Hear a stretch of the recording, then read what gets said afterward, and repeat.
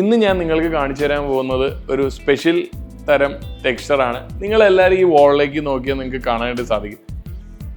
എല്ലാവരും ഇപ്പോൾ വിചാരിച്ചിട്ടുണ്ടാവും ഇത് ഒരു നമ്മുടെ നോർമൽ റെഡ് ബ്രിക്ക് വെച്ച് ചെയ്തിരിക്കുന്ന ഒരു ക്ലാഡിങ് പോലത്തെ ഒരു ഡിസൈൻ ആണെന്ന്. പക്ഷെ ഇത് ശരിക്കും അതല്ല. ഇത് നമ്മൾ ടെക്സ്ചറിൽ ചെയ്തെടുത്തിരിക്കുന്ന ഒരു ഡിസൈനാണ്.